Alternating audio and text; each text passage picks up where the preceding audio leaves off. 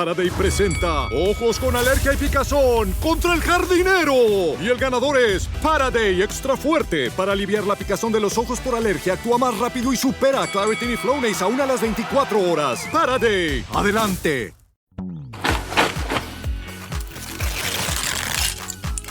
Best gift ever! A Lego set is a gift that always clicks. And clicks. Woo! Next level! And clicks. For kids who love gaming, choose a Lego set. The gift that always clicks.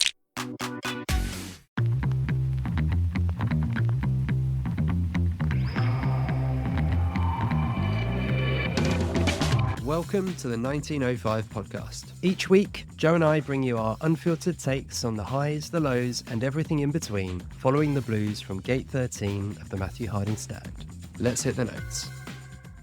Good morning and welcome in to the 1905 podcast, where Chelsea have won a Premier League match. It's been a long time coming. The 4th of March, when Chelsea went to Aston Villa, dismantled them 4-1, and I think Chris and I thought at that point that Champions League qualification was going to be a walk in the park, and how wrong we were. I'll start the podcast by saying that Chris and I had a conversation last night regarding Chelsea, and I'd say probably 4 or 5 weeks ago, Chris was pretty low, and I could tell he was low. Just a feeling you have with a friend that you've known for so many years, and I could just tell it. Things were grinding his gears. And I was not the one that was chipper. Don't get me wrong, we weren't winning football games, but I felt like I needed to sort of boost him up, lift him up a little bit. And I think last night he was doing the same to me.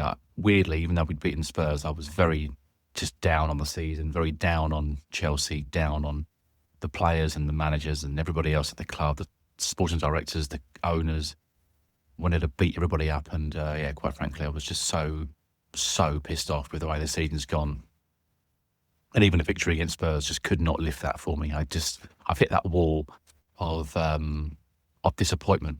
Bearing in mind we had such a good pre-season at the Club World Cup, and you thought that we would come out swinging this year, and we've been a disgrace. Let's be honest with you, we've been pretty terrible. Anyway, I've woken up this morning and I'm trying to put all those bad feelings to the side and realise that it's not going to change anything by being unhappy and miserable, and I will just comment on the game as I saw it last night and sort of go through some of the things that pleased me and what have you. So I think initially, great that we won. It's always good to beat Spurs. I don't think anyone out there doesn't like beating Spurs as a Chelsea fan, and I think that I overall was really pleased with the performance. I think they genuinely tried hard. They scored a couple of very good goals. Enzo Fernandez for me was the pick of the players in terms of the attacking output. Very, very creative. Scored a fantastic goal. Made the goal for Santos in the second half. Again, really delicate pass back to him for him to slot in Chelsea's second goal. Obviously, there were some poor things that happened near the end, and I wasn't particularly happy with the way that Chelsea dealt with Spurs' oncoming onslaught near the end. You knew they were going to go for it, and Chelsea putting players on with 10 minutes to go, and that was the injury time, more or less. 2 minutes plus injury time, which was 8 minutes. When we'd been really susceptible to corners and then set pieces, we suddenly put on a load of midgets, and I thought, well, who's going to mark their big players? And as it turned out, they didn't get too many set pieces at the end, and we kind of sealed the game out. But I think overall we can be pleased with Chelsea's performance last night. They do have a chance to get into Europe come what may. Whether they want to be in it, I don't know. I'm not sure if that affects their paychecks, because we know they want to kind of disincentivise contracts where no European football means a drop in salary. And if they do make Europe, I presume it's Europe on a tier-based system of Champions League, Europa League and Conference League. So who knows? But they have really left it far too late to put in any kind of performance.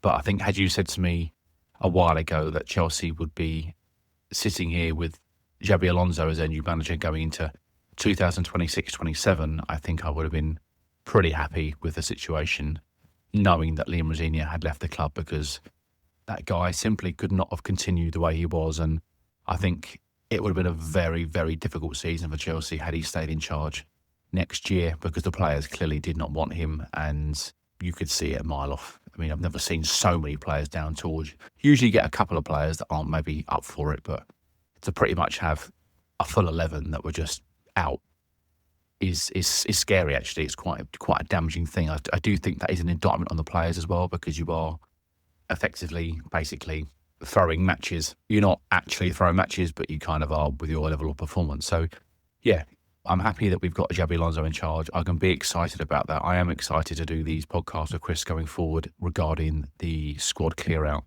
and some new players that maybe we've been linked with, and if they would improve the squad, etc. But we will save that for a week or so's time when we can get our teeth into some things and have a real proper look at the things that we need.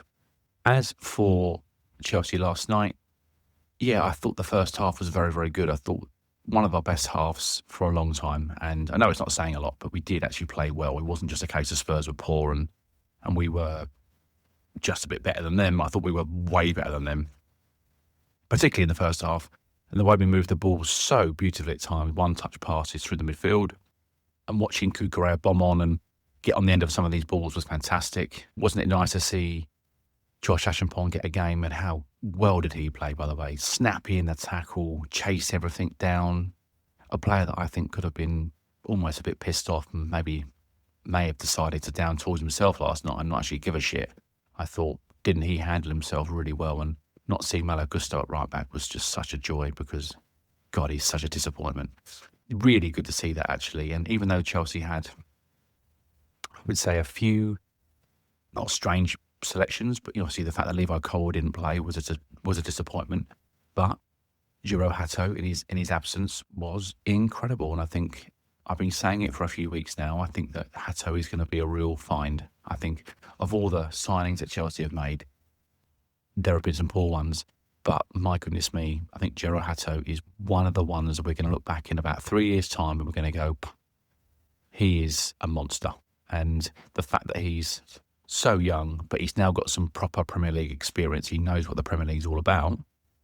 And you're getting a manager now that I think will support him, and I think will play him regularly. I think Hato is a nailed-on starter for Chelsea next year alongside Levi Colwill and hopefully Reece James. There's definitely three. Cucurella, who knows? I think he'll stay, but if he does stay, he'll definitely be involved. But he's someone that Chelsea potentially could ship out, I suppose, because he still has some market value. But I think that as 3 or 4 players there that are very good, and I think Alonso will want to work with them. I think they'll excite him. And I'm pretty sure everybody watched the game, but if you didn't, there's a chance in the second half where Spurs, I think it's Maddison, gets in and he's around the 6-yard box, corner of the 6-yard box on the left-hand side, and he's just about to pull the trigger. And I was like, well, it's goal. It's a goal. And then out of nowhere, I mean, literally out of nowhere, Hato comes steaming across and makes the most wonderful slide tackle, forcing a corner for Spurs.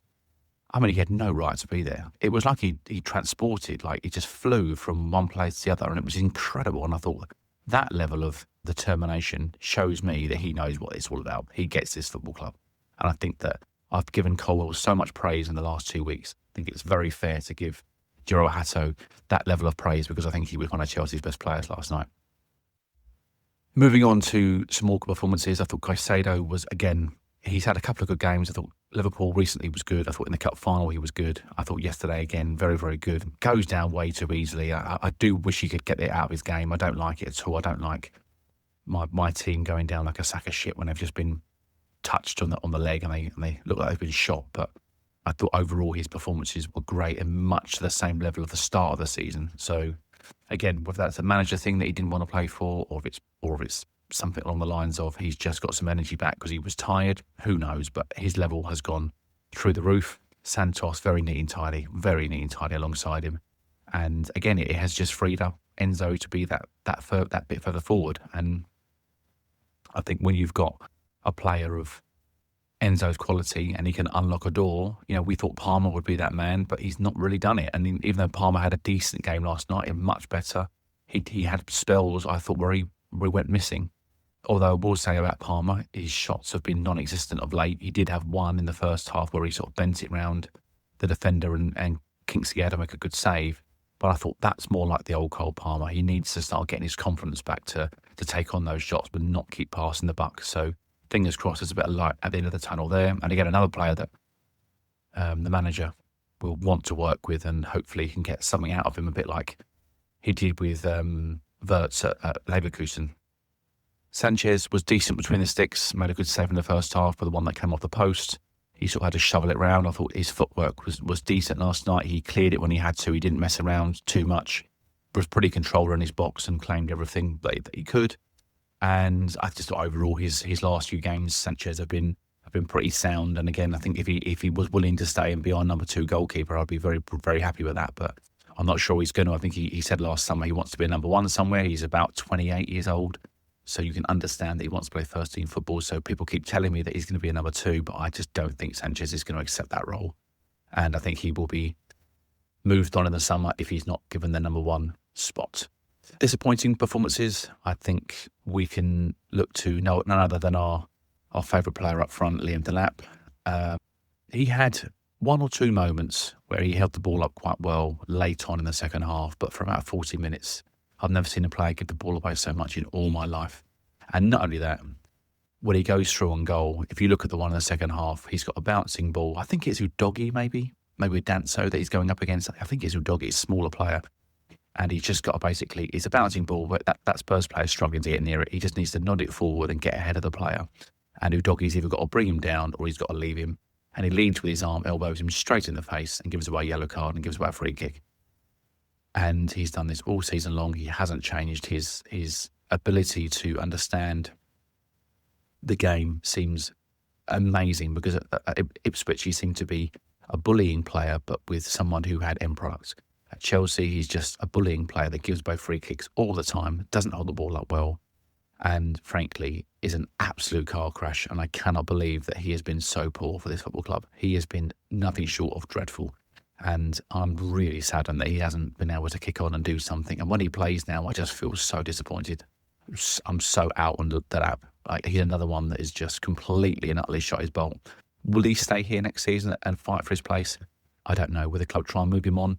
I don't think they're going to get their money back. I suppose they could get 30 million if someone was prepared to pay potential money for him.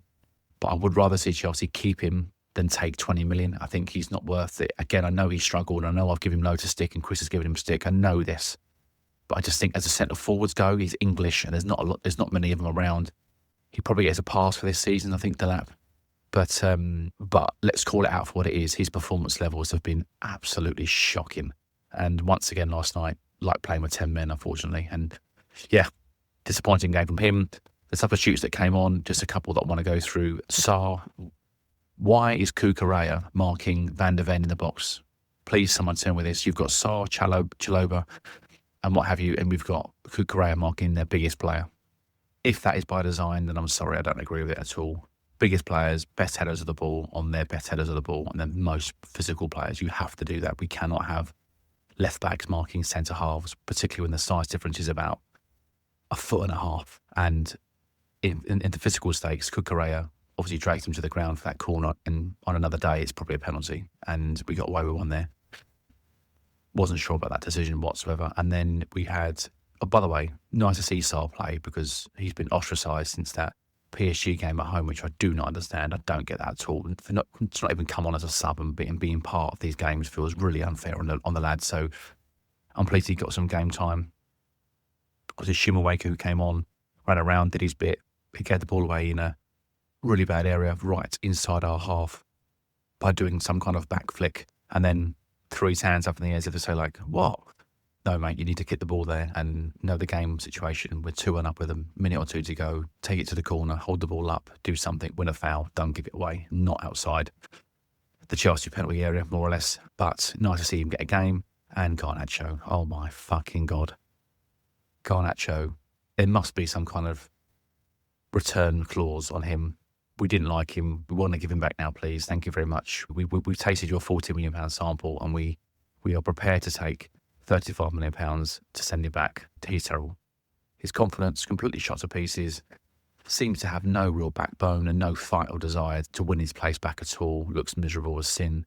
Doesn't fight for the badge, I don't think. I don't think he's someone that we can rely on next season. I would like to see him gone as well, but terrible performance when he came on, very, very poor, and he basically shit his pants. If you watched every time Spurs came near him, he was panicked, really panicked, and he basically just went, "Ooh," and passed the ball backwards to anybody that he could find. And just a really poor performance when he came on. But Chelsea have come away with a victory. It keeps Spurs in danger of going down. I do think they get a point at least, or if they do lose, I've got a funny feeling that West Ham won't get the 3 points that they need. But look, who knows?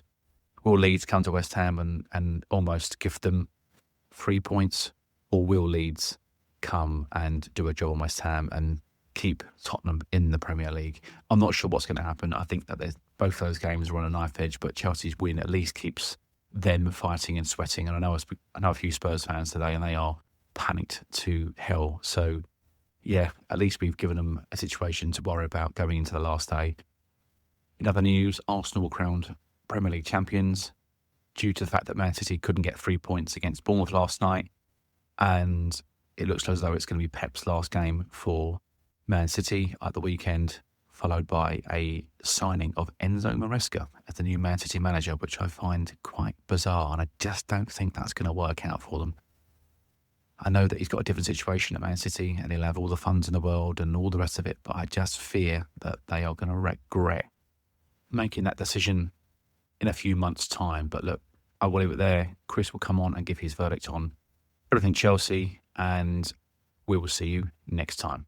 Cheers, guys.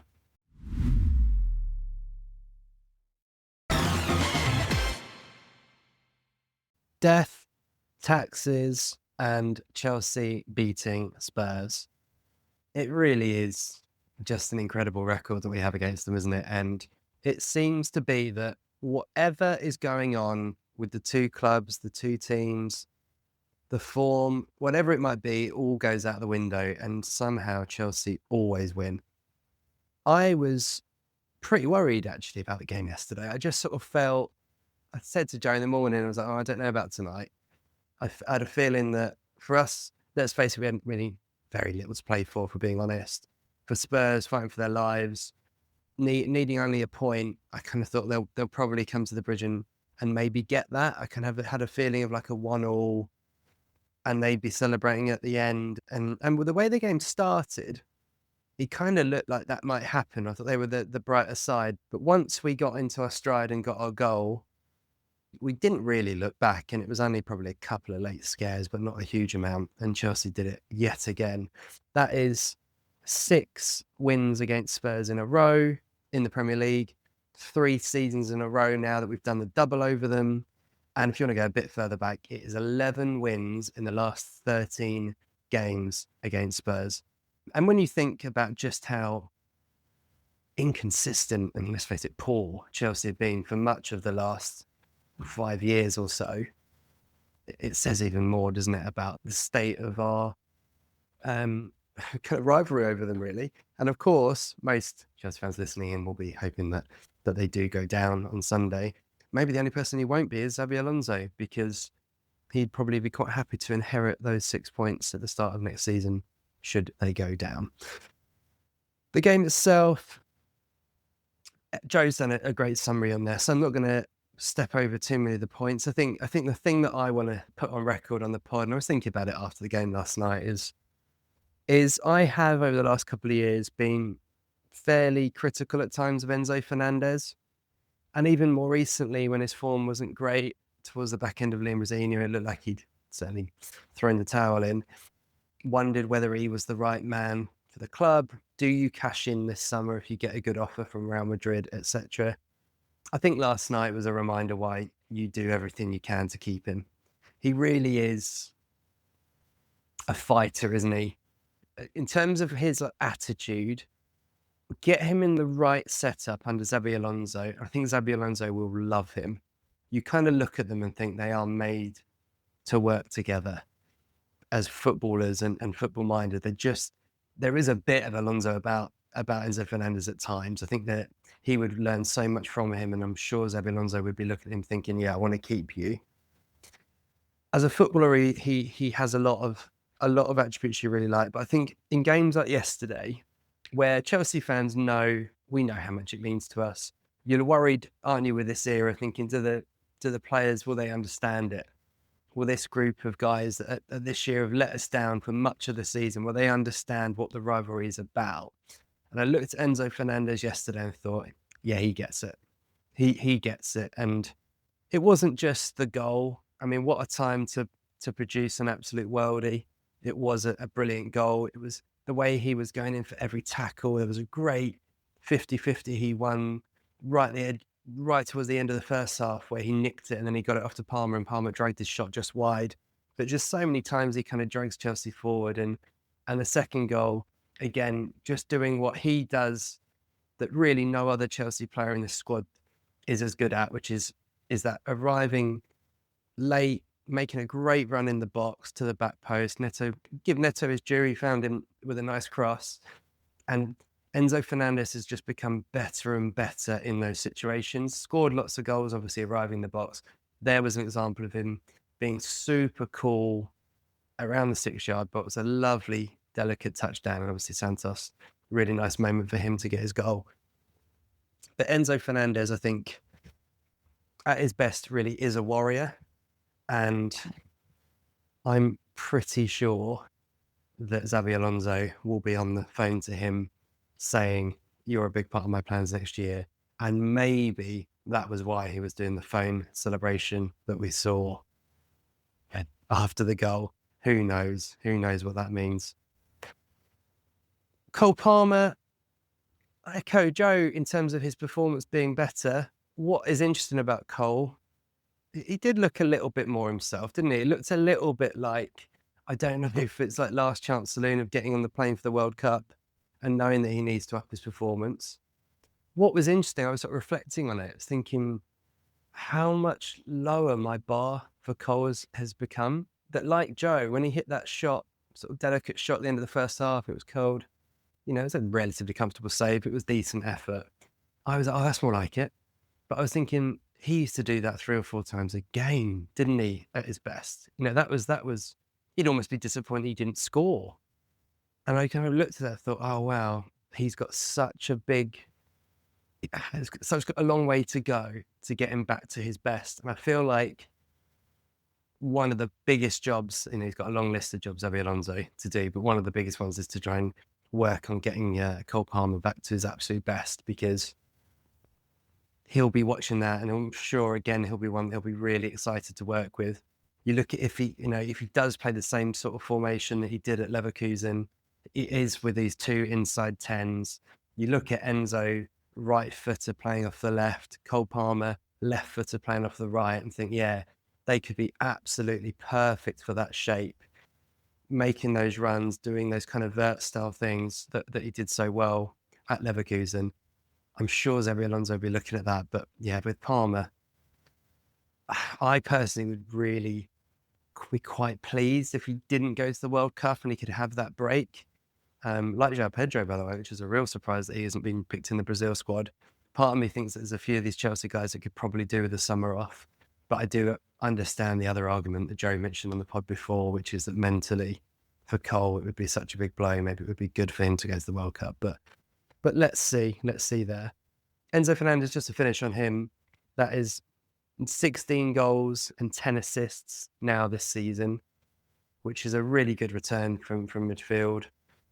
You know, he is on track to get a 20-goal season next year or the year after. Which once you start doing that, there's no question you're an elite goal-scoring midfielder. And he's also, it's worth shouting this out, he's played 60 games this season. He's incredibly robust and reliable, as is Caicedo alongside him in there. And when you think about the injury problems that we've had in other areas of the pitch, we know who those guys are. Having people like that you can rely on regularly and are able to stay fit is so important. So yeah, I'm going to nail my colours to the mast officially now and say I really don't want Enzo Fernandez to go anywhere in the summer, and I hope that Chelsea and Xabi Alonso can ensure that he stays. Moving on from the game, the win means that we are still in contention for Europe next season. As it stands, we are in the Conference League places. If we win against Sunderland on Sunday, we have decent chance of getting in the Europa League, it would mean that we'd at least guarantee Conference League. I mentioned it on the pod before. What do people want to be in Europe outside of the Champions League? So we know now we won't be in the Champions League. There is clearly an argument either way. The Europa League, when you look at it, and I had a look at this earlier, is not that big a step up from the Conference League now. I mean, it is. The fact that you've heard of the teams, which, let's face it, when we won the Conference League, you hadn't heard of anyone until you got to about the semi-final. You have heard of the teams in the Europa League. But I looked at, for example, Villa, who, massive night for them as recording tonight, playing the final. But to get to that final, their knockout stage has involved playing Lille, Bologna, Nottingham Forest, and obviously Freiburg in the final tonight. It is a competition that is the B grade competition in Europe, and by quite a significant margin now, because obviously you don't have the teams dropping into it from the Champions League like you used to, where it would obviously raise the bar back up in the knockout stages. On the one hand, you go into it and you go, well, actually, Chelsea would be strong favourites if we got into the Europa League and have a very good chance of winning it, good chance of silverware under Xabi Alonso, which would be, regardless of the competition, still a great thing for his first season.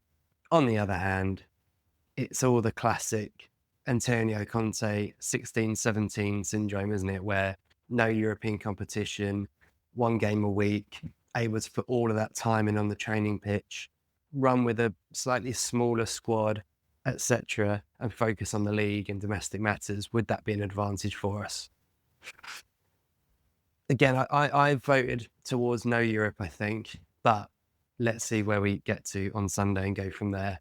I think if Conference League is the third option, obviously we could well end up in. My gut feeling is Chelsea wouldn't enter it.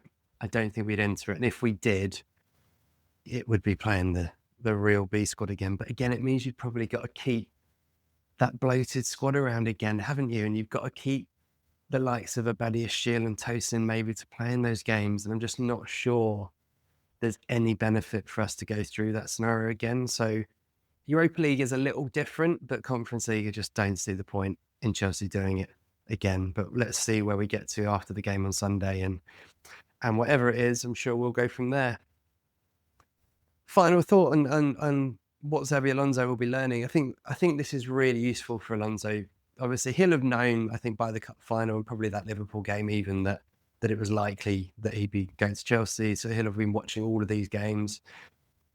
And I think he'll be learning a lot, won't he, from stuff that us as Chelsea fans already knew, but he'll be learning as he's watching it. He'll be seeing the guy that Hato, that Joe mentioned earlier, is really a superstar in making, and he could rely on him. He'll be looking at Colwell and thinking, I think very much the same. And I have to say, I think in what he'll be seeing, and Joe mentioned them, he'll probably be looking at these people like Garnacho and Delap and going, yeah, you guys are not going to be part of my plans. That's what we've got to guess is happening. And again, it is useful actually that there's been an element of rotation across these games, that he has been able to see these guys get meaningful minutes. Because again, he'll be watching it. And I'm sure he'll have gone back and watched lots of other games this season too. But I think almost what we've seen in the last 2 or 3 games has solidified what we know about this Chelsea squad, which is, do you know what? There are 6 or 7 really, really top players in the team. The problem is the drop off between that elite starting level that we have to the reserve level is massive, isn't it? The drop from João Pedro to Delap is huge. The drop from, I know he's not been playing, but the drop from Esteval to Garnacho as a footballer is huge. The drop from Colwell to Tosin is huge, etc. So the big thing in the summer, and Joe and I will obviously talk about it when we do a special on it, is bringing in some starting players that can help us go up to the next level. And let's hope and pray that Xabi Alonso, the manager that he is a big part of that process. Sunderland then on Sunday will not be an easy game. They've obviously had a really good record at home this year, are playing for Europe themselves. It's worth remembering that. I think if they beat Chelsea, there's a very good chance that they nick a place in Europe. And unlike us, they'll be highly motivated to get in the Conference League. So certainly they'll be up for it. The stadium will be bouncing. I would expect to see Chelsea going very strong and, to be fair, motivated.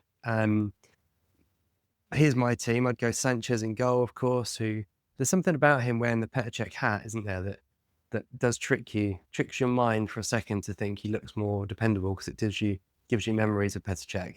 But I'd have Sanchez in goal. I'd imagine we'll see Reece coming at right back. Certainly ahead of the World Cup, I think he'd want to start. He'll want to have a game. I've not played since the Cup finals. I think having him at right back, you think Fofana and Cole will probably come in at centre back. Again, having had the rest, and then Hato, for me, goes in at left back. I'd keep Caicedo and Santos in that middle pivot. Again, interesting looking at how Alonso has played in the past, by the way, at all of his teams. So Real Madrid and at Leverkusen, he does like a midfield too. I know, an old school pivot, which of course he would always have been part of in his days back at Liverpool and Real Madrid. It was often the case you'd have a 2 in there. That's how he does tend to play. Caicedo and Santos has been fairly regular for us. It was obviously Caicedo and Reece James in the Cup final. It will be very interesting to look at that and think, will he be happy with those options in the summer? Or will he be talking to the club about wanting something a little bit different in profile in the midfield? That'll be one to watch in the summer, I think. But I'd go Caicedo and Santos at the weekend, keep those in there. And then I think the rest of the team, for me, is Palmer off the right. I'd have Cucurella off the left. Enzo Fernandez behind, hopefully fit and ready, João Pedro, for a final flourish to show Carlo Ancelotti, who we love, of course, but that he's made a big mistake leaving him out of the World Cup squad. That would be my team. Do I think we'll get a win there? I'm going to say I've got a feeling we won't.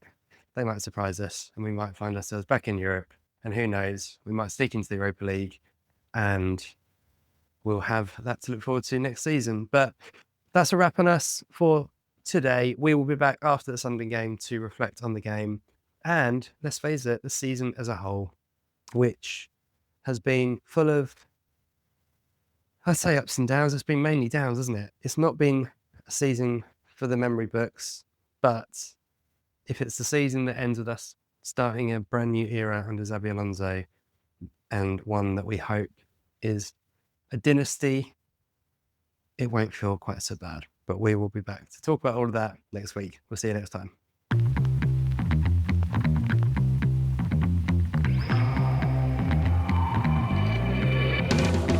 Those were the Chelsea notes for this week. If you enjoyed the podcast, do us a favour and share it with a fellow Blue. And we'd love to hear your thoughts, so leave us a review wherever you're listening. Wherever you may be, stay carefree, and remember, every little thing's gonna be alright.